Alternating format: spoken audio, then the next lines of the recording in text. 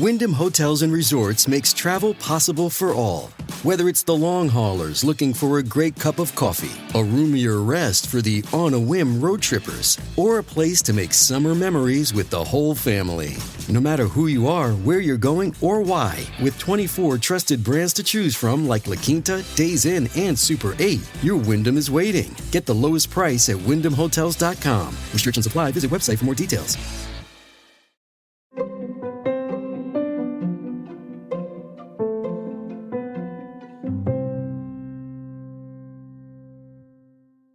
Welcome back, listeners. Obviously, we have a lot to get into. Understatement of the year. We will get there. We will get to the photo controversy. Don't worry.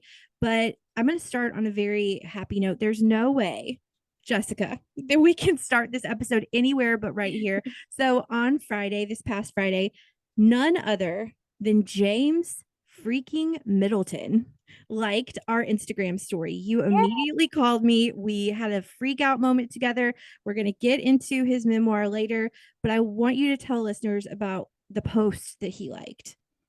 Well, you know, as well as I do, that James Middleton and I both are big dog lovers. And so I enjoy his content when he shares about his dogs. And as you said, we'll talk about it later, but he has a book coming out and he shared a reel talking about his book. And the book does have to do with his love of dogs. And I saw it and shared it on our stories, and I put some little blue hearts up to it and really didn't think much about it. You know, I of course didn't think he would see it. And then I get this notification that Jay Mitty liked the Instagram post. And I said, what? And I all of a sudden it clicked who that was. And I called you, Rachel, and you picked up and you said, James Middleton liked our Instagram. I said a lot of cuss words, like not because I was angry, obviously, but because I was thrilled. I was like, James effing Middleton liked our post. I mean, that's incredibly surreal. And so that's so cool. Very cool. Yeah. Hi, James, on the 1% that you've migrated to our podcast from Instagram. Hello. And we love you and we want you on the show. And speaking of royally adjacent, actually brothers, which that's a weird tie, but speaking of royal brothers, we on this week on the show, you and I yesterday talked to Earl Charles Spencer. My God, like what a mountaintop moment that was. Listeners, if you don't know who that is the only brother, the younger brother of Princess Diana. And he was the one that eulogized her at her funeral in September of 1997. And it's a face you would recognize for sure.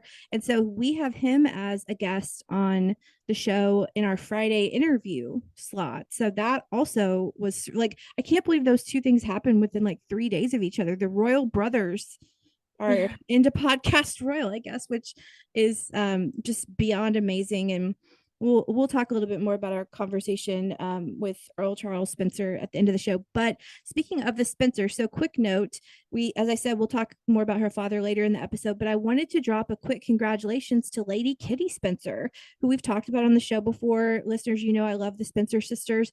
Kitty Spencer is a new mom. So we actually didn't even know she was pregnant, but on Mother's Day in the UK, which now everyone in the entire world knows was on Sunday. There's no way that you miss Mother's Day on Sunday in the UK. But Lady Kitty Spencer posted on Instagram Sunday that she was a mom alongside a collage of photos.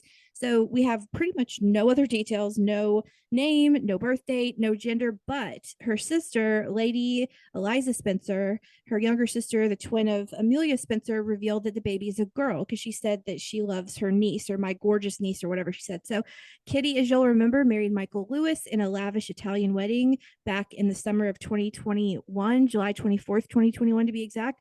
And Kitty wore 5, count them, 1, 2, 3, 4, 5 Dolce & Gabbana dresses. So congratulations to the Spencer family.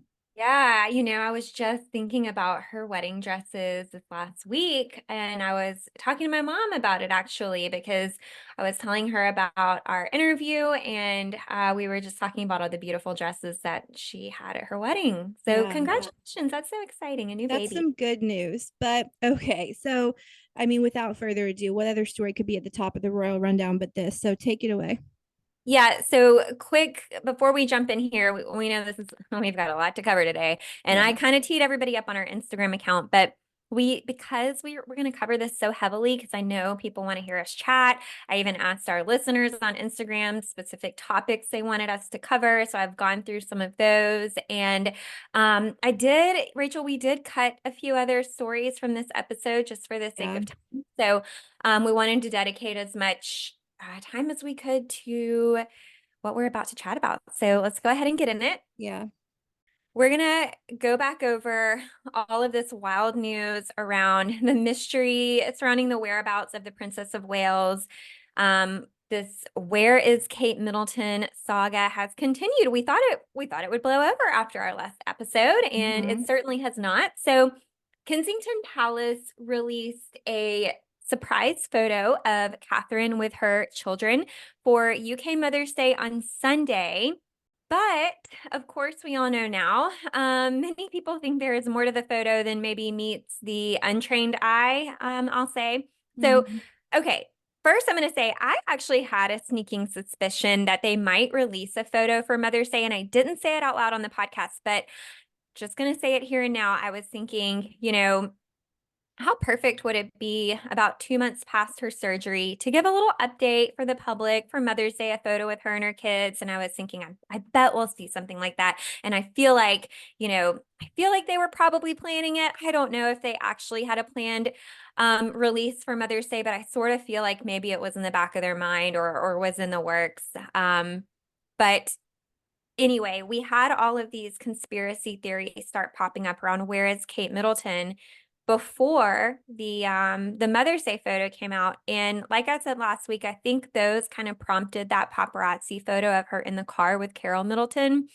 I don't think the palace arranged for the paparazzi photo to be taken. But Rachel, we've talked about this before. They're not dumb. I do think that they know her out riding in a car where paparazzi could be waiting. There was a strong likelihood a photo of her could surface. So, and I think at that point, the conspiracy theories had really spiraled out of control. And I think they knew they needed to respond in some way. And so I think they had the option to wait until Mother's Day to release a photo, but I think they went ahead and decided to let her do a school run. We quickly learned about all these conspiracy theories. And, a lot of them I noticed are not being shared by our regular followers of the royal family. A lot of these what ifs, these clicks are being fueled by these people who are really just chasing the theories and I think the internet traffic that comes with that. And I think the problem with that is they can't be satisfied. Once a photo of the paparazzi was leaked, that spiraled into something else, and more theories started coming from that. People were analyzing the image. They were questioning if it was even her in the car. To make things even worse, we took a turn over the weekend. And before we get into like the next level of drama, I guess we'll say, let's talk about the photo itself that they released for Mother's Day. So apparently, Prince William took the photo of Catherine and their children last week at home in Windsor. And in the photo, Catherine's sitting in a chair outside, which I think looks like it may be on the porch or patio area of Adelaide Cottage. Yeah. And we've got Prince George behind her. He's wrapping his arms around her shoulders. Princess Charlotte's to her left. Prince Louis on her right. Catherine has her arms wrapped around the waists of Charlotte and Louis. And it looks like a great photo. I mean, Rachel, I was kind of imagining Catherine helping William get the picture right. We know she's the photographer in the family. So since William was behind the camera, I sort of felt like she was probably telling him what direction they needed for best lighting. All of their smiles were abundant. Catherine looked happy to be home and, with her family recovering. And William can be certain he will never be tasked with taking the family photo again. Like, this is a one-shot deal. I seriously doubt this, but I'm like, is he in the doghouse right now? I know. So Catherine was in this olive green bomber jacket. She had on skinny jeans, ankle boots. The kids were in sweaters, and she shared a message alongside the photo, and it read, "Thank you for your kind wishes and continued support over the last 2 months. Wishing everyone a happy Mother's Day." And then she signed it off with her initial, a C. So after that, the official photo came out. more comments started following up with this photo. People started to claim it was an old photo that was shared, and they were asking questions like, where is her wedding ring? Why is she not wearing this? Which we're not even going to get into that, because as an aside, I think that's totally irrelevant. Like, she's at home recovering from surgery, and maybe she doesn't wear her ring at home. Like, it's an expensive ring. I probably wouldn't wear it all the time either, you know? With children around, and It may not, yeah, it may not fit right. It may just not be comfortable to wear all the time. But anyway, so moving on from that, later that afternoon, I actually saw a breaking news story on Sky News. I think it was, that's where I first saw it, where some photo agencies were pulling the photo from distribution because they inspected it and they believed that it was manipulated. And so the agencies that pulled the photo initially were Associated Press, Agence France Presse, Getty, and Reuters. So these are big name agencies. Yeah, those are huge news agencies. The claim by the Associated Press read, at closer inspection, it appears that the source has manipulated the image. So the claim is that there is an inconsistency with the initial claim, at least. There was an inconsistency with the alignment of Princess Charlotte's left hand. And I think I read that in the Telegraph, and that was kind of the initial what was coming out on Sunday. A lot of outlets started highlighting several parts of the photo that appeared to be distorted or blurry or out of place. I mean, it was everything from Princess Charlotte's skirt looked a little weird in certain parts, her hand, her hair. I mean, people were even saying Prince George's shirt had been changed, Catherine's clothing had been changed, her hands looked blurry, the background behind them was distorted. And I mean, I will agree, some parts of the photo to me, when I took a closer look, looked like it had been photoshopped or something had been changed about it. But a lot of what they were scrutinizing, I really didn't take a ton of issue in or put in a whole lot of stock into that. And I texted you, Rachel, to see if you had seen the story. And I know we were both kind of shocked if this could be happening again, but what was going through your mind when you started seeing all of that? Yeah, so I had a friend from Birmingham, actually from the junior league, which, listeners, is where Jessica and I met.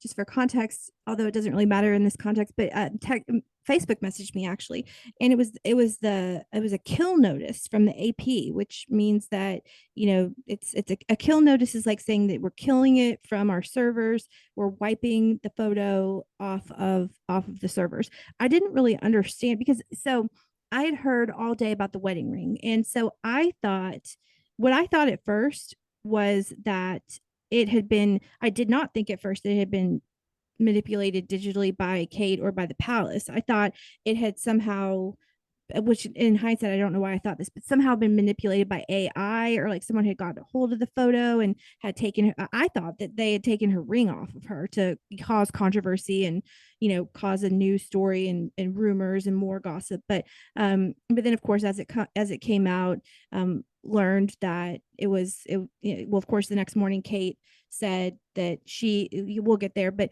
I was stunned. I mean, I immediately knew that this was going to be a big story. I was working the Oscars on Sunday night, and so I happened to be working. And so, I mean, the Oscars were literally on in the background, and my team was not covering the Oscars at all. We were covering Kate. So if that tells you how pervasive in culture this story is, that took precedence over everything that was going on at the Academy Awards. So what was your first, I know we were texting, but what was your first, you heard Sky News. Well, what was your first impression? So my initial thoughts when I went back and looked at the photo was that I thought, this had to have been taken in some sort of like portrait mode or autofocus.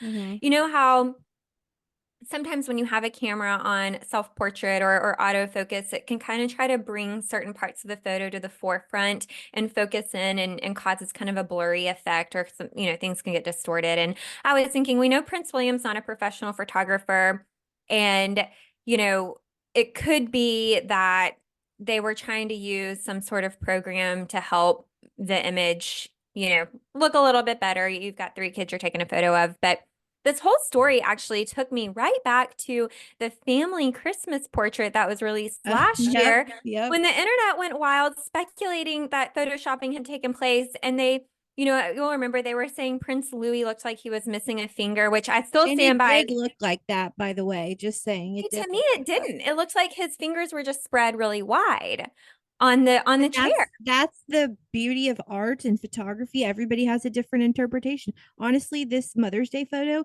and I'm not a trained photographer. Obviously, I'm not, and I'm really bad with all things graphic design, but it didn't like I looked at the photo and I thought, okay, that looks a little different. Like I just thought it looked like Kate had lost some weight, which would make total sense because she's just had surgery. I didn't see any initial looking any discrepancies in the clothes, but then once I started to study it because people were saying it, I did notice. But every eye is different. Well, this is certainly not the first time a royal or even, of course, No. a celebrity has released a photoshopped picture. Are I mean, you it's pretty kidding? commonplace. I think it would be more like egregious to find a celebrity or a magazine cover that didn't adjust a photo than one that did. Come on, let's be real. I'll get into all my thoughts in a minute, but Well, that's really the pot calling the kettle black. But anyway, yeah, I mean, I will say, looking back at this, in my opinion, I do think it was a misstep by Kensington Palace. I think they should have closely reviewed the photo and corrected those agreed. issues before releasing it, especially given the scrutiny the family's already been under in light of all these conspiracy theories. Exactly. I think someone should have anticipated that this image would be really closely studied, and I think they should have caught it. I don't have any issue with Kate right now. I have every issue Hmm. with Kensington Palace. That totally. Kensington Palace left her totally unprotected. And Hmm. and I will talk about this in a moment, but whoever is running that PR team, get rid of them. Yeah. Nobody should have ever put Kate in this position, whether she is healthy or not. I know they didn't do this intentionally, obviously, but their lack of dotting every I and crossing every T has put Kate in this position, and that's not okay. Well, this started fueling rumors about, like I said, if the photo was even current. I know some people thought it may have been pulled from photos taken back in December. People were even analyzing the metadata of the photo. Did you see that, I Rachel? And the I date thought stamp? that was the most interesting reporting I've done all week is the metadata of the photo. I can tell you, and I'm not going to because whatever, that like the photo was apparently edited twice. I can tell you exactly what times the photo was edited on an Mhm. Apple Mac computer. I mean, it's just crazy what can be Well, the exact Canon camera, the exact Canon lens. It's just crazy. yes, they were able to tell the camera when it was edited and some people were confirming that, this was taken sometime the week before. And then I saw some others online pushing back saying, well, you can actually change the metadata, so we can't even trust this. And here's what I'll say to that.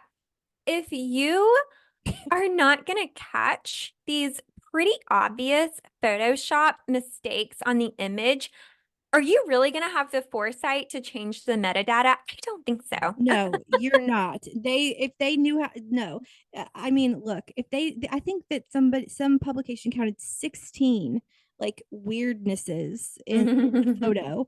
And so, like, if again, I'm super, super angry at Kensington Palace right now on Kate's behalf because somebody had to post that.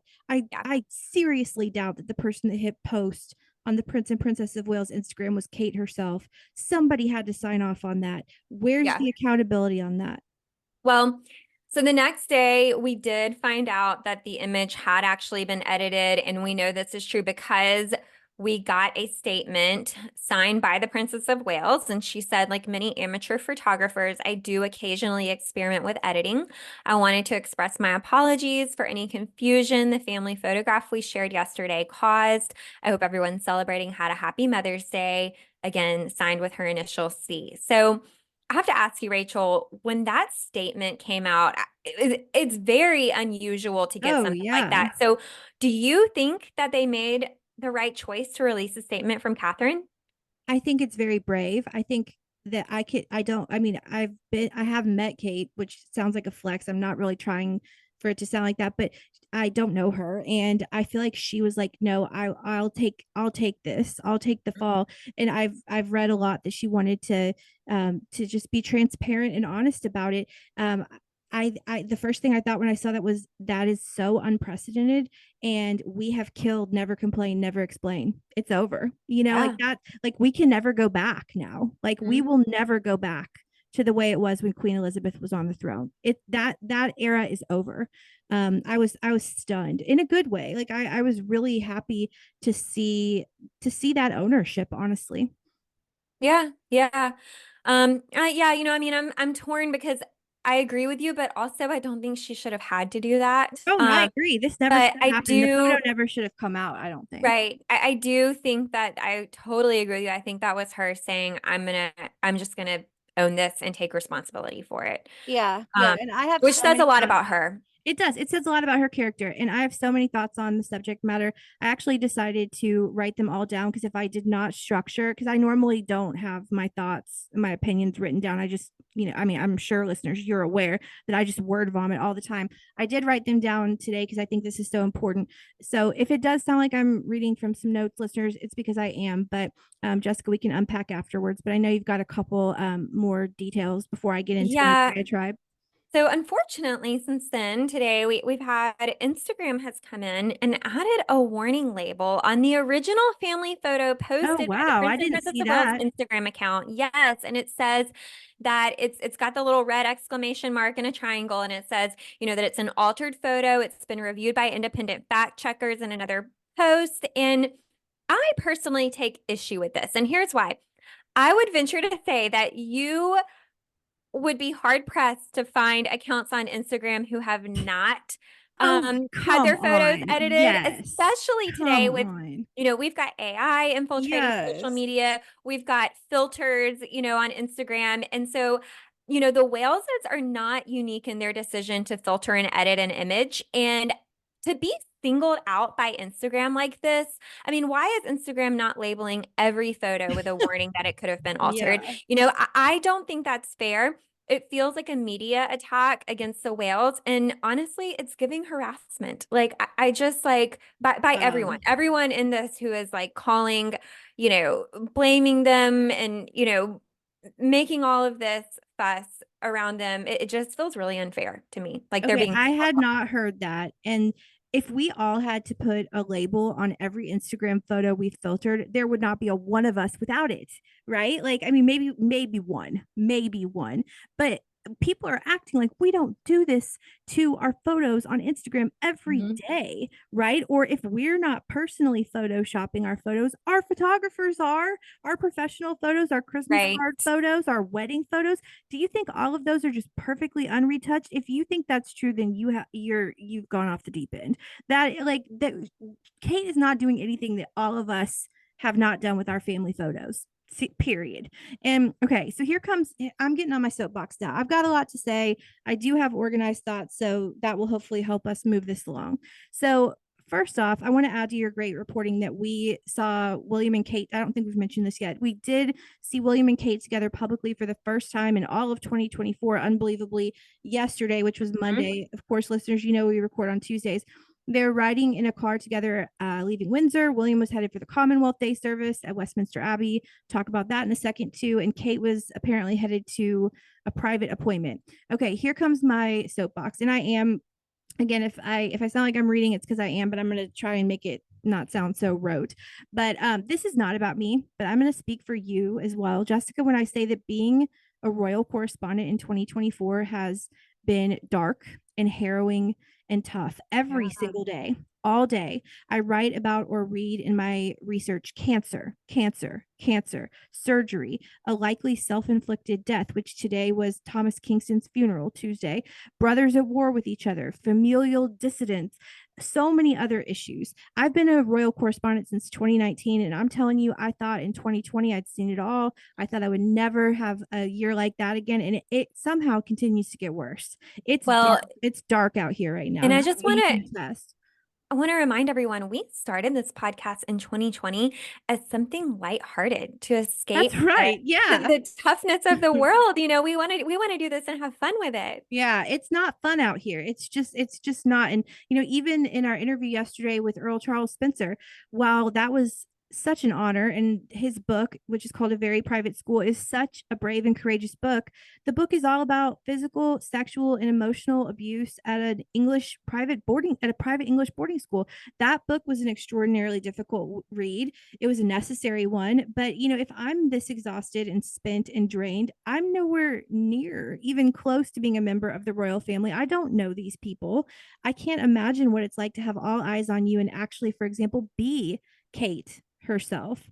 And the royal family has always been at the forefront of culture, but I know you'll agree with me. I've having people come out of the woodwork that I haven't spoken to in 10 or 15 years texting me about as if I have some magic answer to the question. I mean, I don't know. I have no idea. I mean, if they're not telling, even their closest friends and family, they're certainly not calling me up. But it's just like to a level, it's to a level right now that I've never seen it. It's like not even with when Harry and Meghan stepped back, nothing. It's just on a totally different level, and it all feels so dark and so toxic. And I swear everyone I've ever known in my entire life is asking me for my take and what's going on with Kate. I don't know. That's my take. I don't know what's going on with her. I don't have a secret answer. But as I said earlier today, they buried Thomas Kingston, and it puts so much of this in perspective. And off the top, I have no idea what's going on with Kate health wise. I've heard every conspiracy theory.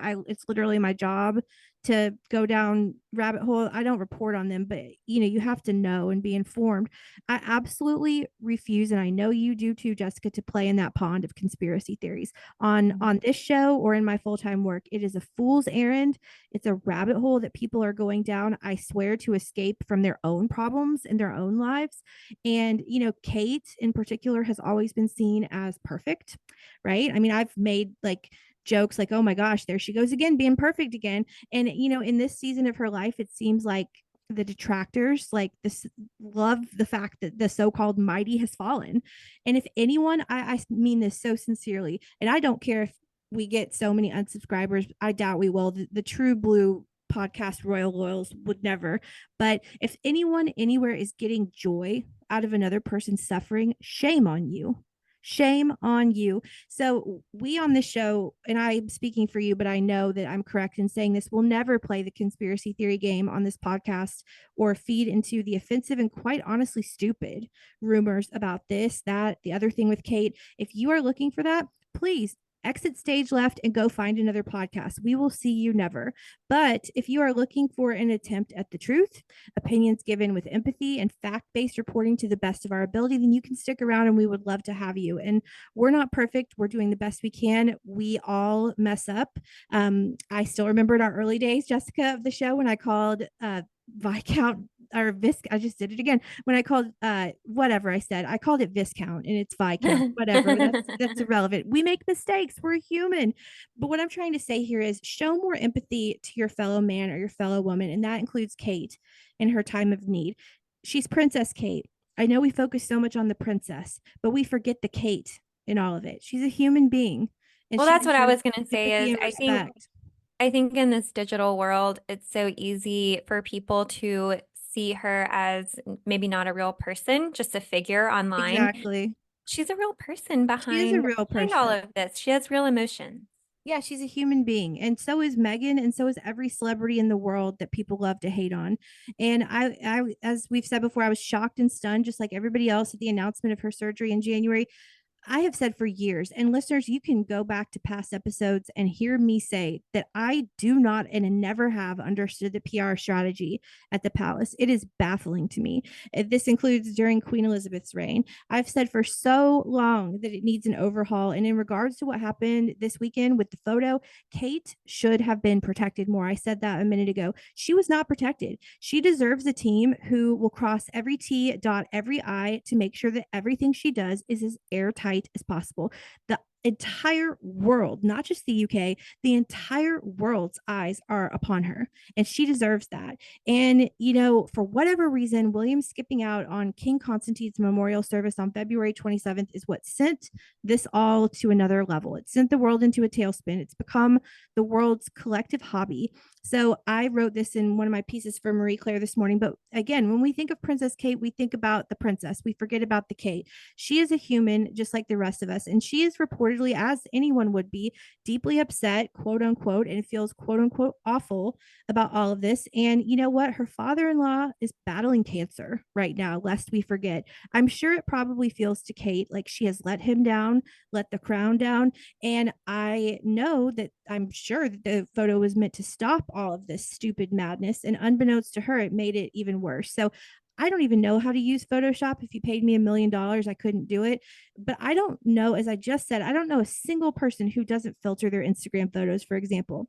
It's six and one half dozen of the other. If you all think that you're holier than thou because you filter your Instagram photos and don't Photoshop your family Christmas cards or your family Mother's Day cards, that it's the same thing, people. It's the same dang thing. And so don't get holier than thou about something that literally everybody does. The edits that Kate made were, I did this in my reporting this morning, reportedly to help her kids look the best they could. It's about her kids, guys. And you know, from my research, there were a whopping two edits made on Photoshop Friday night, Saturday morning. And again, I'm not even going to speculate what those were, but the media is putting the palace, and this is where I think it gets really dark. The media is putting the palace in a bit of a chokehold, because what if what Kate edited out, which we don't know what that is, gave insight into her health condition, right? Like, what if she had something edited out that would have betrayed what her privacy, right? And betrayed what's going on with her. We don't know.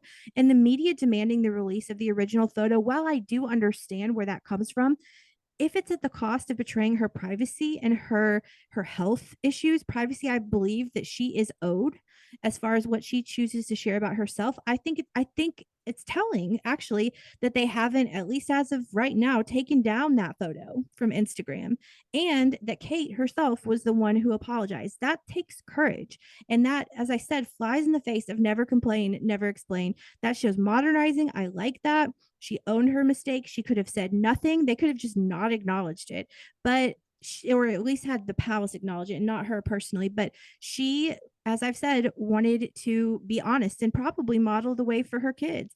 And I do believe in my heart that Kate is a good person at her core. I promise you, I'm not saying this to have a flex or whatever the kids call it these days, but I have spent, you know, a significant enough amount of time in a room with her, not one to one, but we were in a small room together where I didn't have a camera. She didn't have to be nice to me. She could have been rude to me. She could have blown me off. No one would have been the wiser. That's not how she was. She was gracious. She was kind. And that is who I'm thinking of right now, is Kate the person, not Kate the princess. And so I promise I'm almost done with my diatribe. But on the flip side of the coin, I also realize that the monarchy is a taxpayer funded institution. There's no hard line for what the public is owed when it comes to this information. But the way I see it is, as the public, that their career as a royal, so as Princess of Wales in this example, is quote unquote owned. Okay. But you don't own them as a human being. It's kind of like at work. You know, if you're messing up on the job, right? And I know the lines are a little bit blurry because, you know, their work life balance is, you know, probably more messed up than most of us. But, you know, when you're off the clock at work, unless you're like getting arrested or doing something illegal, then your personal life is your personal life. We are entitled to privacy about our health if we so choose. I see a private health matter as a personal issue. If Kate or whoever, William, the king, the queen, whatever, was making grave mistakes inside of their performance as a royal, that's another matter. But she's sick, and stress, as we all know from our own lives, makes everything worse, and I cannot imagine the stress that she's under. So my one final sentence is just be kind to Kate, be kind to your neighbor, be kind to yourself, and just have a little empathy, people, and don't get your jollies off and your rocks off on someone else's pain. If you're doing that, you really need to check yourself and look yourself in the mirror and get some help. And I'm going to step off my soapbox now because I'm getting angry. I'm getting mad the more that I talk about it because it's just so unfair.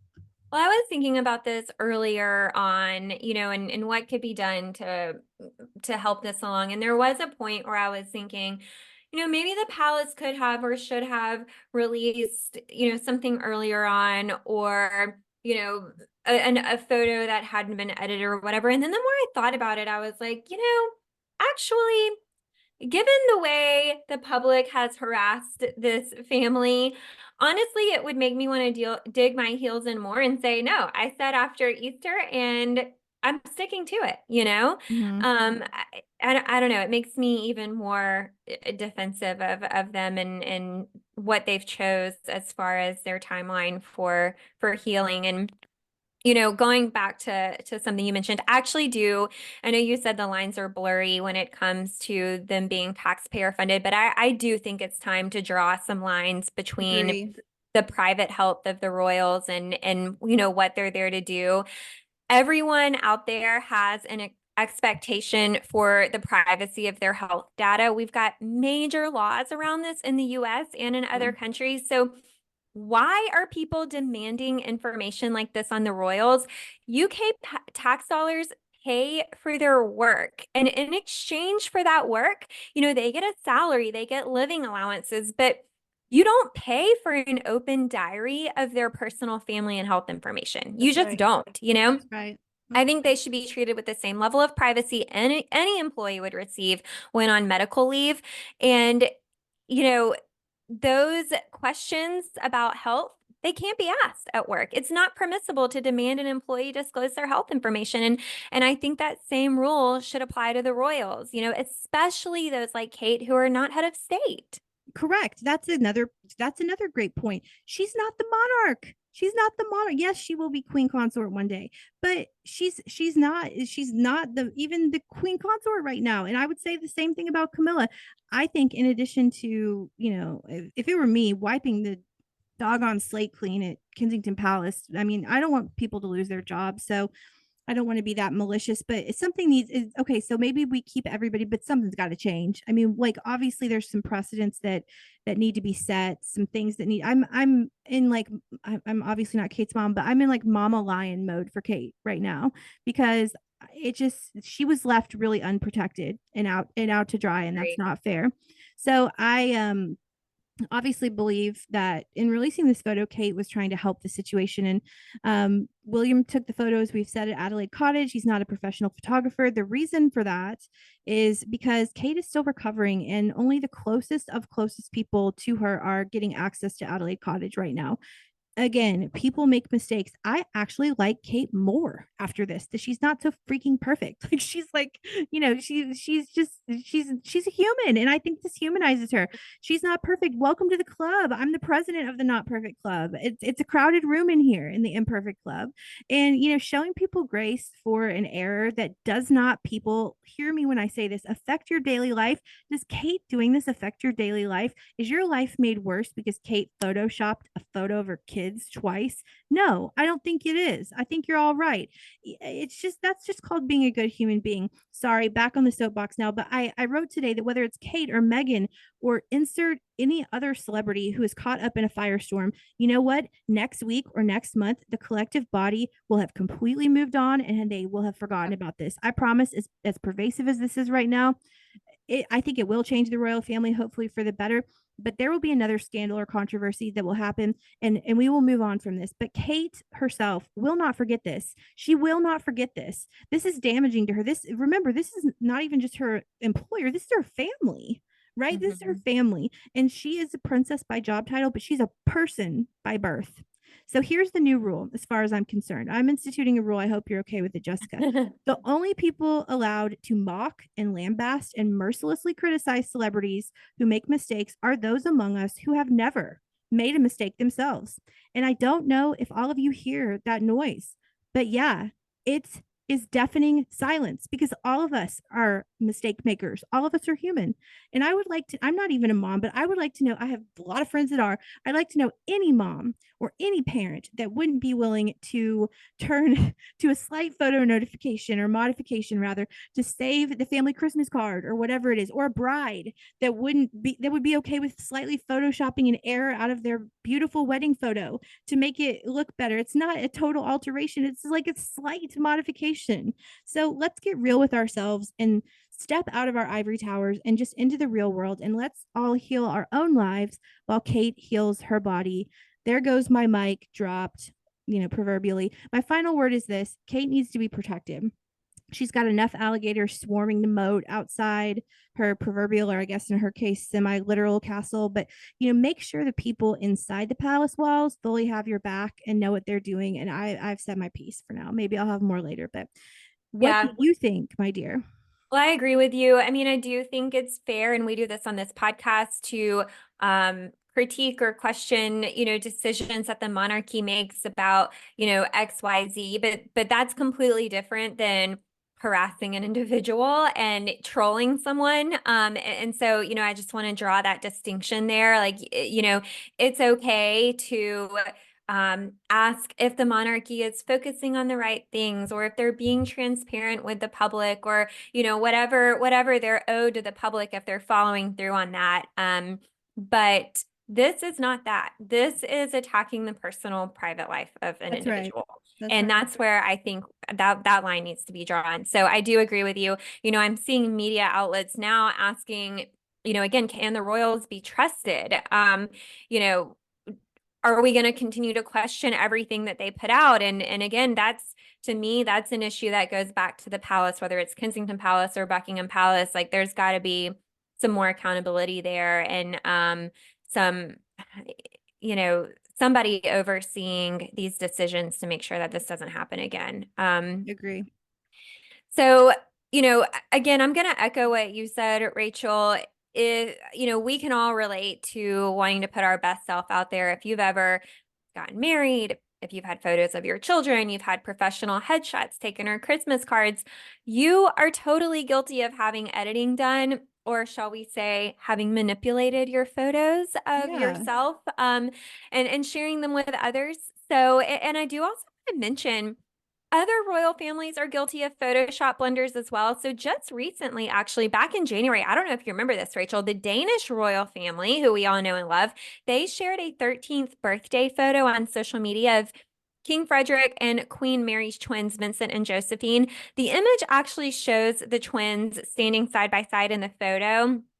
However, it was uncovered that they appear to have been cropped from an older photo and actually photoshopped into this new one standing together. And someone caught this online because their outfits and their poses are the same as they are in the photo they took for their older brother, Prince Christian's 18th birthday last fall, or Crown Prince Christian, I think he goes by now. So this has been done again. This is not some new, oh my gosh, everybody, and I think people are freaking out because a lot of people, especially in the US, like I said, they're not royal followers, especially outside of our UK royals.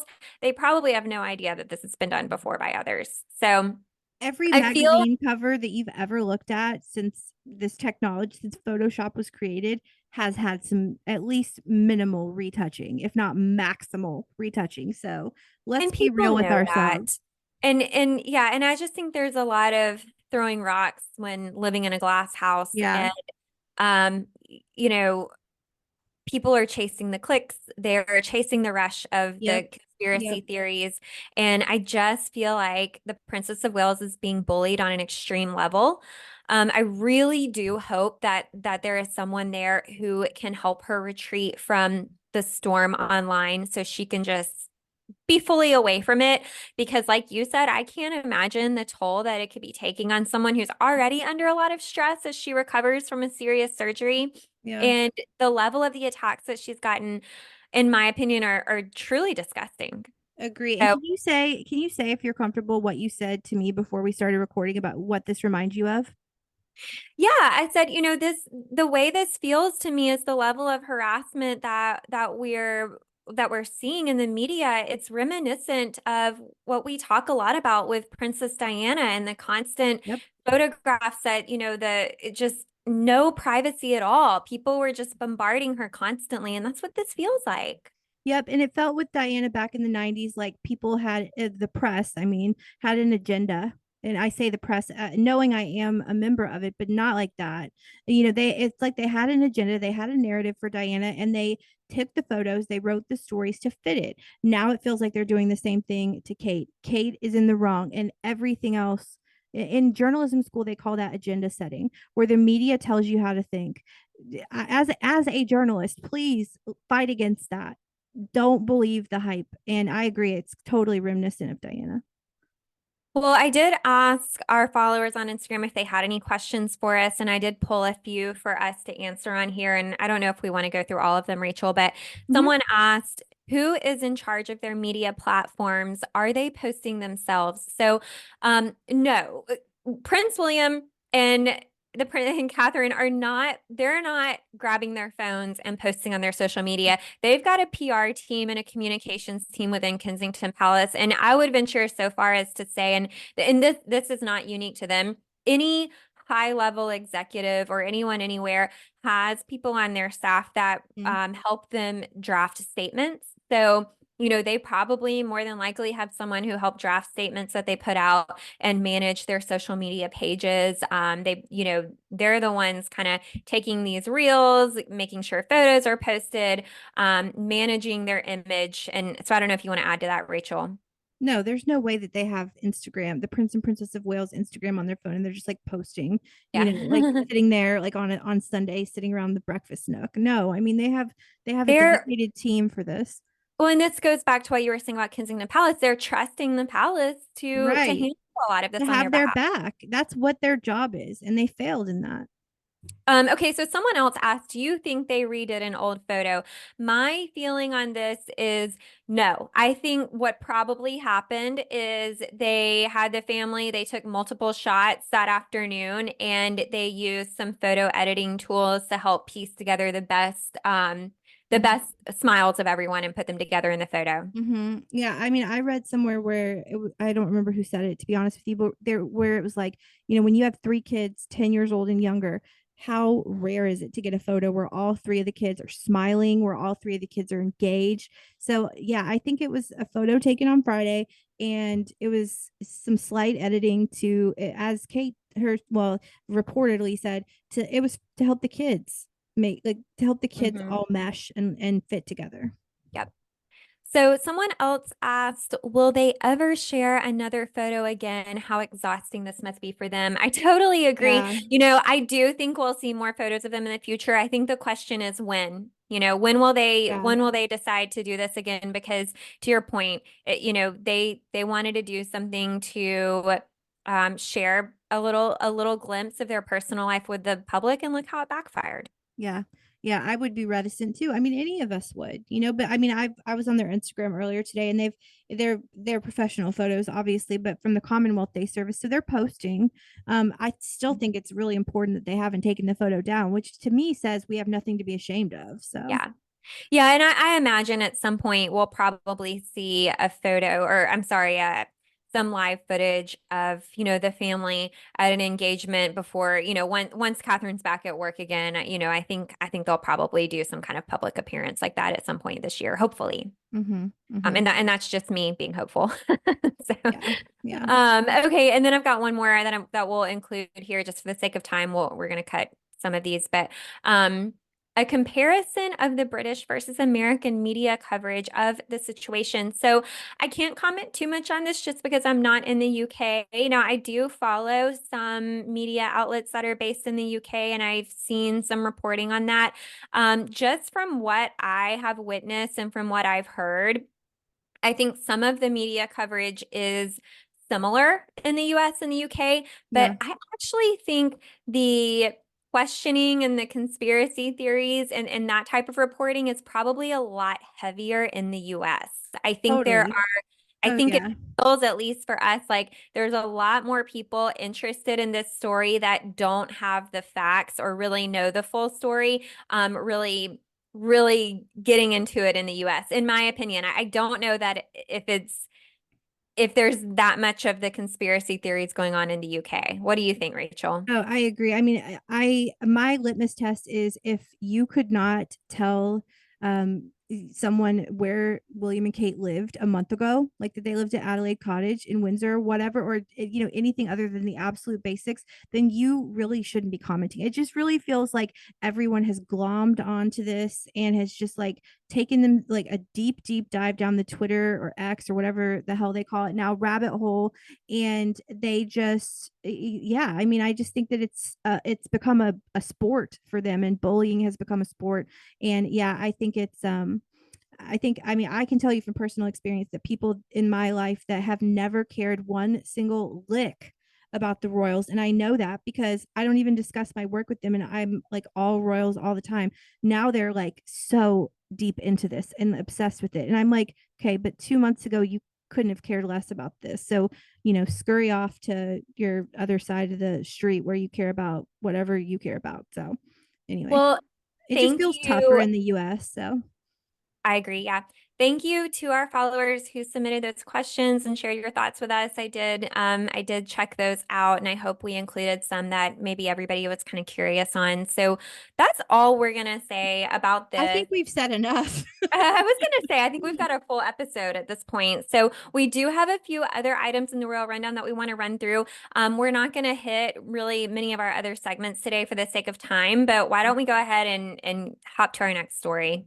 Yeah, we cut a lot, and listeners, you'll forgive us for that. So we don't bring you a 2-hour episode, but I loved this story so much. There was no way that we could lose it on the cutting room floor. So Prince Edward turned, ironically, on Sunday, on March 10th, turned 60, landmark milestone birthday. And Sophie, his wife, made some just really sweet comments. Talk about being unprecedented. I mean, I think, most of the royal family, when it comes to their love lives, are pretty close to the vest. But we just had some beautiful comments from Sophie about her husband. So as I said, Prince Edward had a milestone birthday since our last episode. He turned 60 this past Sunday, March 10th. And since there was no other royal news going on, I'm sure that you all know that, she said sarcastically.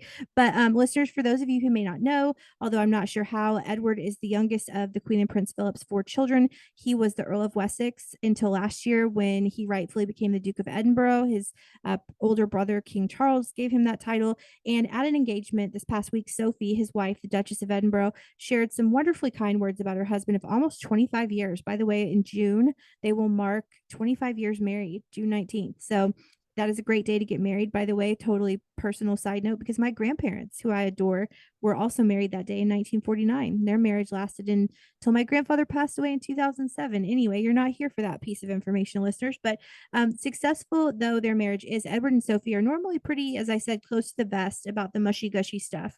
But when you turn 60, you know what? You deserve a little mush. So I'm not going to read all of her comments. They're actually quite extensive.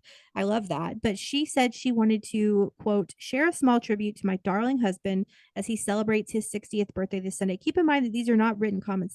She's giving a speech. So that makes it a whole extra level of romantic. So she admitted she knew, quote, he will be horrified at seeing me up here speaking about him in public without looking at him. I'm guessing he will now be sitting back with his slightly narrowed eyes, possibly with his arms folded or one arm stretched out across the table, and to all intents and purposes looking identical to his father when I made speeches about him, she said, referencing, of course, Prince Philip. So Philip, of course, was the Duke of Edinburgh before Edward, and she continued, of Edward now, he has been, this is so sweet, he has been my guide and shown me the way over the years. He has given me much help and advice, not always taken, I admit, and his knowledge and instincts that have been honed over decades of service are invaluable. So we share speech notes, not this one, sorry, darling, chat through issues our patronages may be tackling, and together I think we make quite a good team. She continued that she is so proud of the man he is and said he is the best of fathers, the most loving of husbands, and still is my best friend. So here's to you, my darling Edward, and may I, along with all your family and so many friends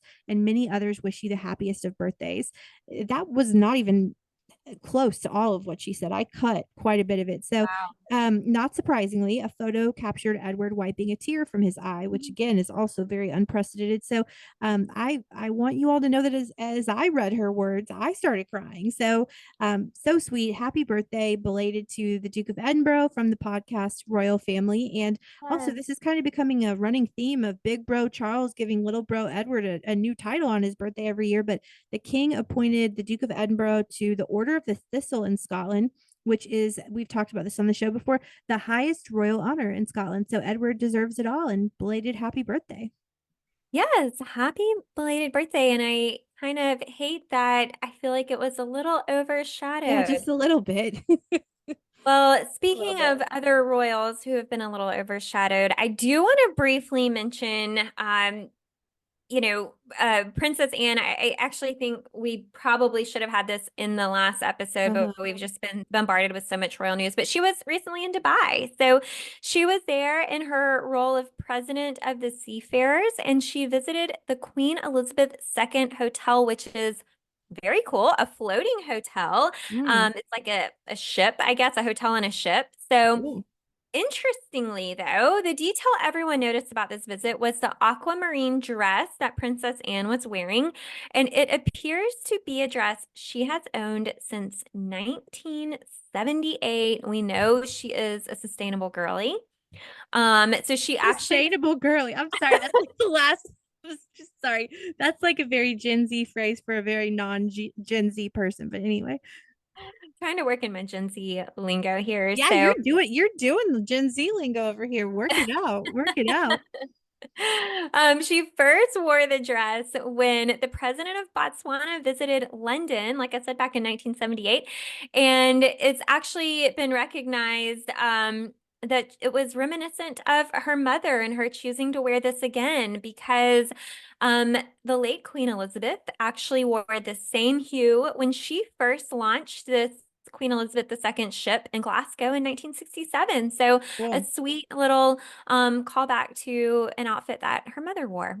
I Very love cool. that. I love that so much. Our loved ones that have dearly departed are never far from our minds. And I just heard this literally 5 minutes before we started recording, but this has nothing to do with James Middleton's memoir, which we're going to spend the bulk of the last part of our episode talking about. But Omid Scobie is coming out with a new book, and it's not nonfiction. It is a fiction book, and it's called The Royal Spin. And very briefly, I'm just off the cuffing this, but it's about a woman who goes from working at the White House to Buckingham Palace in PR. So maybe she can, clean up some things. But anyway, so let's talk about James Middleton's memoir. So I teed this up at the top of the show. But James Middleton, who we don't have to tell you is the brother of the Princess of Wales, is writing a memoir. It is out September 26th. But before you think that James is going to go full Gary Goldsmith, Uncle Gary, celebrity Big Brother UK on us, like Jessica talked about last episode, he is not going to do that. He is not going to do that. In fact, the memoir is about him, but only through the eyes of his beloved dog, Ella, who we've spoken about frequently on the show because we love dogs, especially I love dogs, but Jessica loves dogs, like James Middleton level loves dogs. Every time I am on Instagram, so the algorithm has learned that I like dogs. And when I am scrolling reels, every time there's a dog, I find myself, and I, like I don't easily cry at a lot of stuff, but I am usually a mix of laughing and crying at all the sweet dog reels on it. Yes. You and James are both on that level of loving dogs, which I think all of us love dogs, but not like that. Totally, like who writes a memoir about their dog? I mean, like this is a special guy. So Ella came into James' life when he was 20 years old. For context, he's born in 1987. His birthday's in April, so that makes how old are we?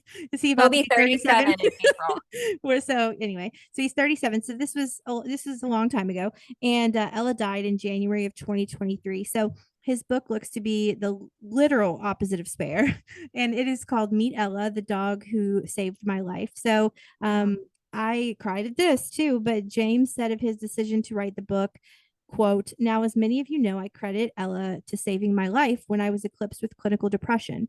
And she passed away just over a year ago. I was heartbroken. We were inseparable for 15 years. So I decided to share her journey through this book. I know many of you have your own Ellas or might be in need of one. I hope this book will also help us to talk more openly about our mental health, our need for connection, and the way in which the animals that we think we are taking care of are actually looking after us in return." I can feel you getting emotional over there. But so I'm going to let you compose yourself while I finish this. So he told Tatler, "Ella was there at so many of the important moments of my life." I'm getting emotional too, including when I met Alize. Alize is his wife, listeners. Our son was born after Ella passed away. So I'm always mispronounce this sweet little boy's name, Inigo. INIGO. Never got to meet her, but it's important to me that he knows all about her. Of course, referring to his wife and their baby boy, who was born last fall. Back to James. Another of the reasons that I wanted to write this book was so that I could tell, I can never pronounce this. I need to figure out how to pronounce his son's name. Inigo, the story of how I met his mother. He said of the anecdote about how he met Alize after, this is the cutest story, after Ella ran up to her in a restaurant. I would go so far as to say that I owe Ella my life, and she doesn't know that. So if only we could all be loved by someone the way James loves Ella. And we've spoken about this before on the show. He even has a natural pet food company named Ella & Co. Actually, it just got renamed. He founded it in 2020 in her honor. Last summer, he renamed the company James and Ella. So I can't wait to read this book, and I know that you feel the same. Yeah, I can't wait either. And I love hearing about that. It's so heartwarming. And, if I could interview James and ask him one question, this burning question that I've been wanting to know is where he got that little trinket, that little charm of Ella's face painted that he carries in his pocket with him everywhere he goes. We've seen him share the picture of it on Instagram before. And I'm so curious about where he got that because it's so beautiful and such a special memory. I know listeners, you guys know my dog of almost 13 years passed away last spring. And I actually had a necklace that I ordered, and it's a heart. And on one side of the heart, his name is on it, and the other side of the heart is my name. And I wear it every day. And so when I saw James Middleton's little charm that he carries, I really loved it. So, well, we're putting it into the ether that we want you on the show, James. So hopefully we can make that happen. absolutely. Well, I did have one other interesting story that caught my eye this week that I wanted to throw in here. So, I'm sure you remember Rachel Penny Mordaunt, the leader of the House of Commons. She carried the sword of offering at King Charles' coronation. And we talked about her a lot on the podcast. So she actually, I think, made our list of best dressed at the coronation with her teal, I think it's a Sophia cape dress that she wore. And she had the matching headpiece and had this beautiful like gold leaf embroidery. I mean, she was all over the news. She really made headlines with that outfit. Well, it is being reported she's selling her viral coronation dress, and it did go viral. So you may be asking, why would you sell? I wouldn't sell this dress. No, I wouldn't either. I'm asking, why is she selling this? So she said that she could never wear it again unless she was going to a fancy dress party dressed as herself. So I guess she feels like she's seen herself enough in this dress and it would be so recognizable that it would be something she wouldn't really be able to wear again. So after that realization, she said, and I'm quoting her, "It struck me it ought to do some good. It's such an iconic dress that it ought to go on and do some other good things." So she also confirmed that any money she receives from the sale of the dress will go toward enabling projects in her local constituency of Portsmouth. So very cool. Hopefully someone will purchase it and have a really awesome dress in their wardrobe. I love that. I think the booth from the final scene of The Sopranos just sold for like 80 grand. So maybe she'll get something like that and give it all to charity. I think that's cool. Yeah. So awesome. Okay, let's go to the Sussex corner for a minute. So I teed this up last week. It was already known by the time we recorded last week that Meghan was headed to Austin to give a keynote at South by Southwest. So Harry joined her, which I think is cool. So they went to Austin, Texas for Meghan's participation in a panel on women in the media at the opening day of South by Southwest that happened to fall on Friday, March 8th, which was International Women's Day. I actually was listening to that panel when you called me and we freaked out about James Middleton. So how about that? Total full circle moment. So Meghan did a great job alongside luminaries like Katie Couric, Brooke Shields. Harry proudly sat front row supporting his wife. Meghan actually shouted him out at one point. And the night before the panel, they had dinner at Soho House in Austin. Of course, listeners, you'll remember that their very first date was at a Soho House in London back in the summer of 2016. And I think this is actually super cool. So on Thursday, the day prior, a report that was founded by Archwell was released, with Moms First and the Gina Davis. Of course, Gina Davis is a famous actress, League of Their Own, many other films. Gina Davis Institute on Gender and Media that analyzed the portrayals of moms in the media. Meghan said in a statement to Vanity Fair, "My past experience as an actress and now today as a producer and mother have amplified my belief in the critical importance of supporting women and moms, both behind the lens and in front of it." And by the way, this story would have been like so much higher up had the whole photo situation not happened. But I think it's super cool. Anyway, back to her. This report about the portrayal of mothers in entertainment highlights the gaps we need to fill to achieve true representation in the content we create and consume. And I'm honored to support this work through the Archwell Foundation. I do want to share these findings because I think it's kind of interesting. Probably not surprisingly, the study found that moms on TV were not representative of the American population. Most were white, young, and thin. The father was the breadwinner in the family 90% of the time, and their childcare efforts were largely not even talked about. So Gina Davis, again, famous actress, she also told Vanity Fair, the representation of motherhood seemed like such a throwback. It didn't reflect modern reality anywhere near as closely as I had hoped or imagined. So again, I think that's pretty cool. And quick aside that's unrelated, I had a chance to catch an advanced screening of Scoop. We've talked about this on the show, the movie about Andrew's disastrous Newsnight interview. It's so good. So again, that's Okay. out on Netflix on April 5th. Recommend. Good stuff. I was a little hesitant about that, so I'm Watch it. glad to hear Watch it's it. good. Watch it. Just for if just it's an hour, it's like an hour and 47 minutes. It's Okay. worth your 2 hours. So this is the late ad, but while in Texas, I think this is really sweet. Harry and Meghan spent time with the family of one of the victims of the elementary school shooting in Uvalde, Texas. I'm sure all of you remember that awful shooting in Uvalde at I don't think it was called Uvalde Elementary School. I think it was called Robb Elementary School in May 2022. So Meghan at the time actually went down to Uvalde that same month, just days after the tragedy, and honored the victims. Well, while they were in Texas, the couple popped in and they sang happy birthday to the sister of teacher Irma Garcia, who was one of the victims of the school shooting. Meghan held a birthday cake. Harry stood behind her in the surprise visit. And when she visited Uvalde nearly 2 years ago, a spokesperson for Meghan said that she took the trip in a personal capacity as a mother to offer her condolences and support in person to a community experiencing unimaginable, I cannot speak, grief. And I love that. And very late breaking news item that was just happened today. Meghan won the defamation lawsuit brought against her by her half sister Samantha Markle. So that news just broke this afternoon. So I can't believe we've been at this for this long and we are just now getting to the Commonwealth Day service. I thought that was going to be our top story, but the media had other plans. So tell us Yeah, about Commonwealth Day. yeah, we'll just hit on this real quick. So this year's Commonwealth Day service was held this past Monday, March 11th. It was at Westminster Abbey in London. We know the Prince of Wales was there, but we also saw Queen Camilla and the Duke and Duchess of Edinburgh. So since King Charles is not currently attending public facing engagements, he was not there in person, but he did have a virtual message that he shared where he described the Commonwealth like, I thought this was interesting, like the wiring of a house.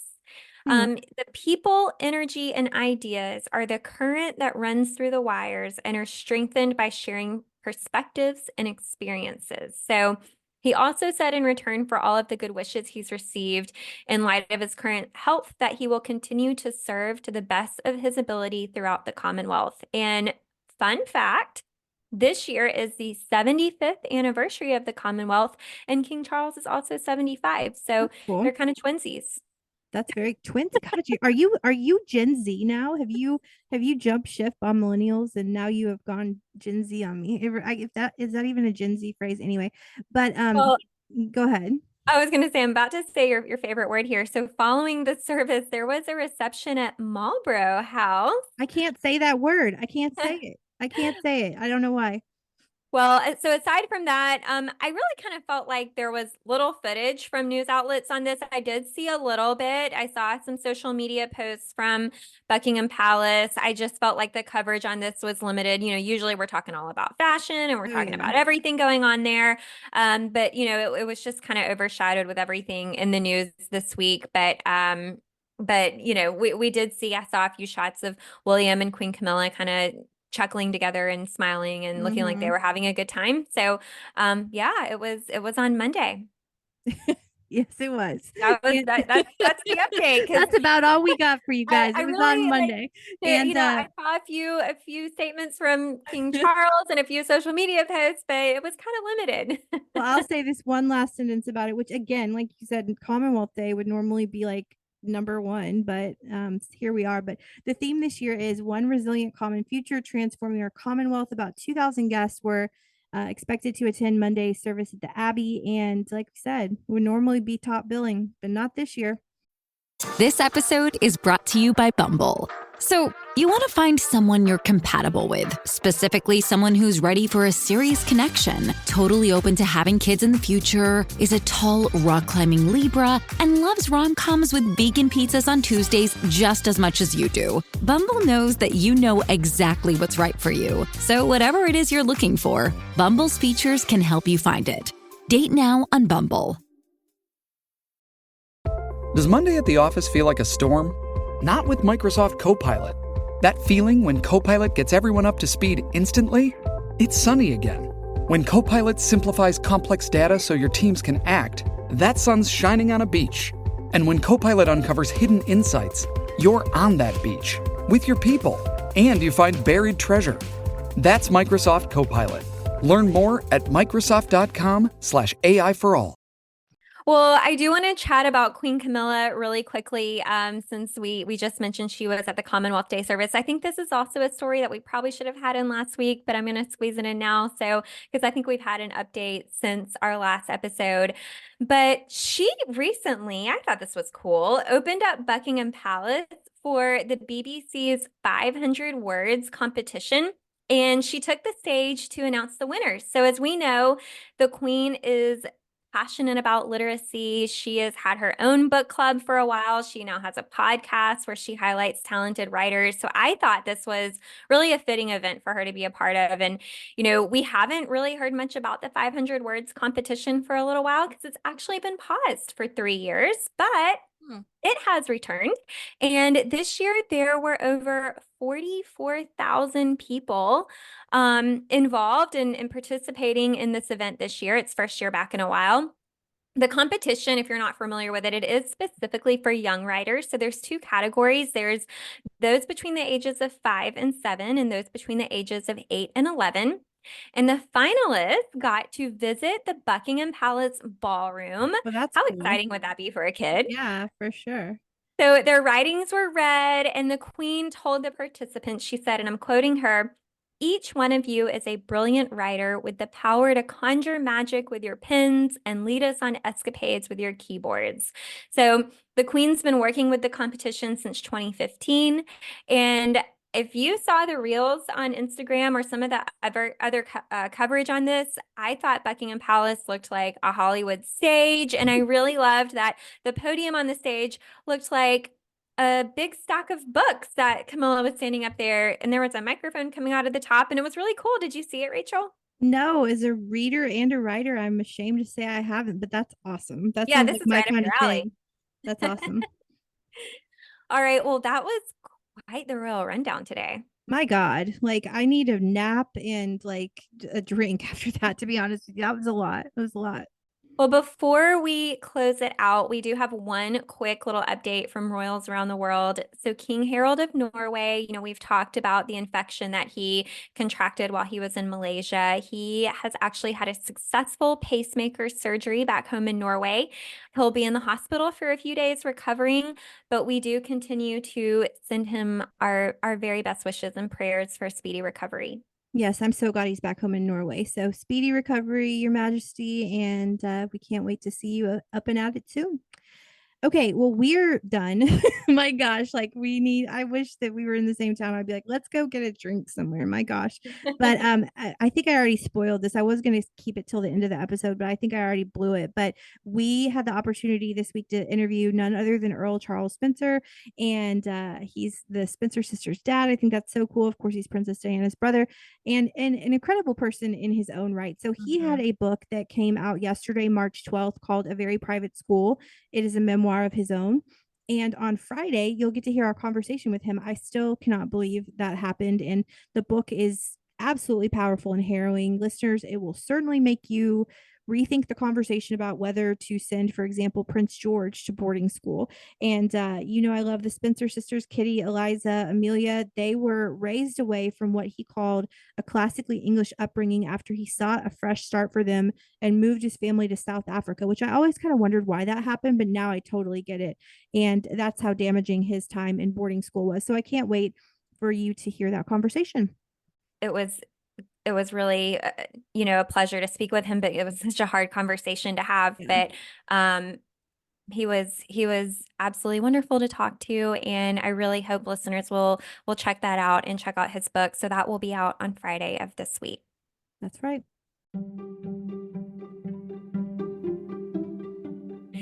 All right. Well, thanks for joining us on another conversation, listeners. I think we had quite a lot to catch up on today. And if you want to continue the chats, as Rachel and I like to say, we love checking our DMs and engaging with followers over on Instagram. So come hang out with us over there. We are at Podcast Royal. If you want to share your thoughts or you want to ask us a question that we can answer on the podcast, you can always DM us on Instagram, or you can send us an email at hellopodcastroyal@gmail.com. And thank you for tuning in to episode 130 of Podcast Royal. Bye. Bye.